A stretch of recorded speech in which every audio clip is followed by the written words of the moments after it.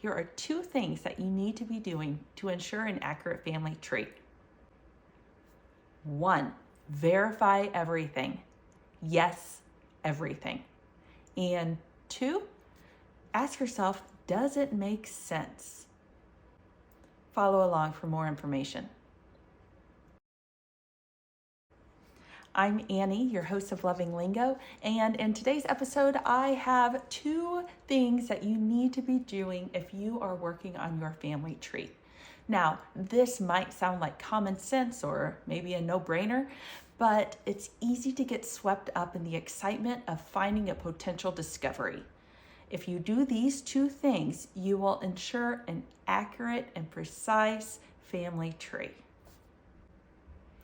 My birthday is July 14th, and as a young child, I thought that I was the only one born on that day. I know. Somewhere along the lines, I realized that there's billions of people in this world and only 365 days in a year. This is what I call a July 14th situation. Now let's move on to Mary Rice. Mary has eluded me for years. I have literally spent hours, years trying to figure out who she is and where she has come from. Along some of the documents that I found was John Rice and Hannah Brown, who stood up as sponsors for a couple of Mary's children. And I am at a dead end. I am at a brick wall. So let me look and show you. When I go to Mary's hints, there's not much for her, but there is one that comes up, daughter of John and Hannah. When I click on this, she's born in 1844. That does not work. You have to verify everything. Ask yourself, does this make sense? No, this does not make sense. My Mary was born about 1760. This Mary was born in 1844 with, yes, parents John and Hannah. I have John and Hannah as Mary's parents as well, but this is what I would call that July 14th situation.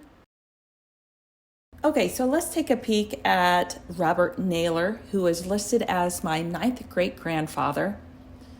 Okay, now let's go to hints. Under your hints, there are ancestry member trees that are a wealth of information. And don't get me wrong when I give you this thing to ensure your accurate family tree.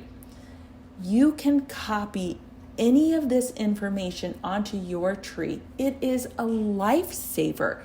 If you are at a brick wall, then you can come to these ancestry member trees and they will get you started on a path.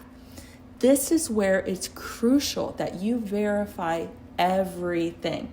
So I'm going to go ahead and click on this first one. When I look, the birth and death dates are the same. The father and the mother are the same. But here's where we get some discrepancies, and that is with the spouse.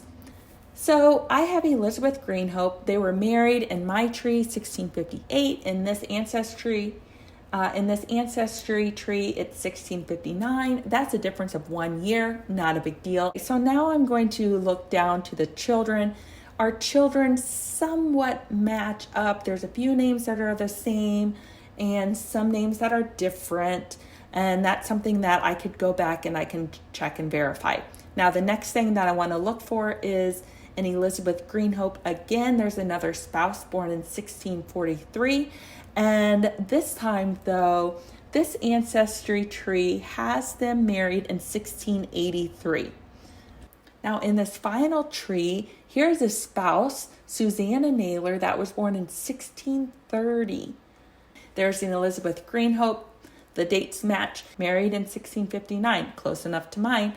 And then I look through their children, and there are several Johns, a couple Priscillas, Eleanor, Ellen. That could potentially be the same person. And so this is something that I'm not going to copy into my tree. These people may very well know that they have contradicting information and will 100%, they know that they're going to go back and clean this up, tidy this up. But my question is, will you go back and clean this up? I know at this point I will not.